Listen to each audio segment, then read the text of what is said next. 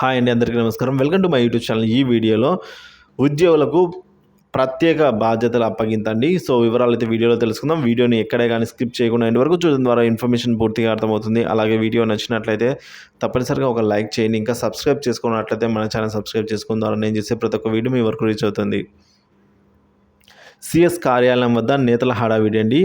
EC ఆదేశాల ప్రకారం పని చేస్తామన్న సిఎస్. టీడీపీ, జనసేన, బీజేపీ నేతల బైఠాయింపు అయితే జరిగింది. ఇక వెలగపూడి సచివాలయంలోని రాష్ట్ర ప్రభుత్వ ప్రధాన కార్యదర్శి సిఎస్ జవహర్ రెడ్డి కార్యాలయం వద్ద శనివారం టీడీపీ, జనసేన, బీజేపీ నేతలు అయితే హడావిడి చేశారండి. ప్రతి నెల ఇంటికెళ్ళి పంపిణీ చేసే పెన్షన్లు అడ్డుకున్న వారే ఇప్పుడు ఇంటికి వెళ్ళి పంపిణీ చేయాలి అంటూ డ్రామాకు దిగారు. సో సచివాలయంలో సిఎస్ను కలిసి పెన్షన్ల పంపిణీపై వినతి పత్రం ఇచ్చారు. ఈసీ ఆదేశాల ప్రకారమే పని చేస్తానని ఆయన చెప్పగా వారంతా బయటకు వచ్చి నేతలు అక్కడ బైఠాయించారు.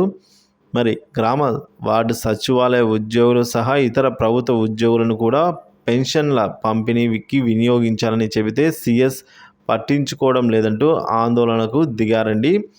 ఇక పెన్షన్ల పంపిణీ ఇంటికింటికి వెళ్లకుండా ఆగడంతో టీడీపీపై వృద్ధులు, సామాన్య ప్రజలు ఆగ్రహంతో రగిలిపోతూ తిట్టిపోస్తూ ఉండడంతో దాని నుంచి జనం దృష్టిని మళ్లించేందుకే ఇలా చేస్తున్నారు అని అయితే టీడీపీ నేతలు దేవినేని ఉమా, వర్ల రామయ్య, బీజేపీలోని టీడీపీ కోవట్ లంకా దినకర్ గారు తదితరులు అయితే ఉన్నారు.